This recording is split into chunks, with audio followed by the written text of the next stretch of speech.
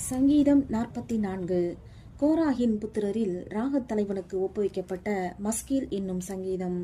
தேவனே, எங்கள் பிதாக்களுடைய நாட்களாகிய பூர்வ நாட்களில் நீர் நடப்பித்த கிரியைகளை அவர்கள் எங்களுக்கு அறிவித்தார்கள். அவைகளை எங்கள் காதுகளால் கேட்டோம்.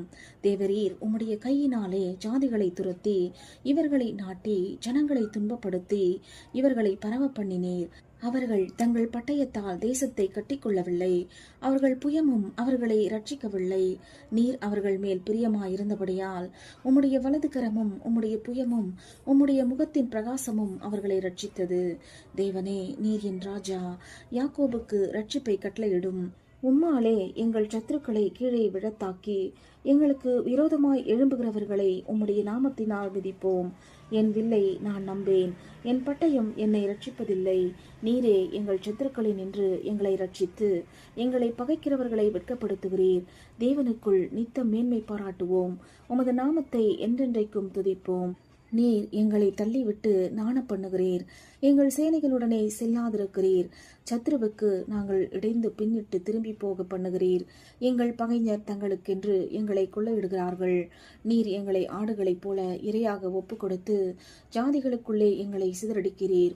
நீர் உம்முடைய ஜனங்களை இலவசமாக விற்கிறீர். அவர்கள் கிரயத்தினால் உமக்கு லாபமில்லையே. எங்கள் அயலாருக்கு எங்களை நிந்தையாகவும் எங்கள் சுற்றுப்புறத்தாருக்கு பரியாசமும் சக்கந்தமுமாகவும் வைக்கிறீர். நாங்கள் ஜாதிகளுக்குள்ளே பழமொழியாயிருக்கவும் ஜனங்கள் எங்களை குறித்து தலை துலுக்கவும் செய்கிறீர். நிந்தித்து தூஷிக்கிறவனுடைய சத்தத்தின் நிமித்தமும் சத்ருவின் நிமித்தமும் பழி வாங்குகிறவன் நிமித்தமும் என் இலச்சை நித்தம் எனக்கு முன்பாக இருக்கிறது. என் முகத்தின் வெட்கம் என்னை மூடுகிறது. இவையெல்லாம் எங்கள் மேல் வந்திருந்தும் உம்மை நாங்கள் மறக்கவும் இல்லை. உம்முடைய உடன்படிக்கைக்கு துரோகம் பண்ணவும் இல்லை.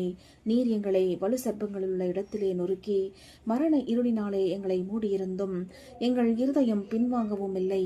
எங்கள் காலடி உம்முடைய பாதையை விட்டு விலகவும் இல்லை. நாங்கள் எங்கள் தேவனுடைய நாமத்தை மறந்து அந்நிய தேவனை நோக்கி கையெடுத்திருந்தோமானால் தேவன் அதை ஆராய்ந்து விசாரியாதிருப்பாரோ? இருதயத்தின் அந்தரகங்களை அவர் அறிந்திருக்கிறாரே. உமது நிமித்தம் எந்நேரமும் கொல்லப்படுகிறோம். அடிக்கப்படும் ஆடுகளைப் போல எண்ணப்படுகிறோம். ஆண்டவரே, விழித்துக் கொள்ளும். ஏன் நித்திரை பண்ணுகிறீர்?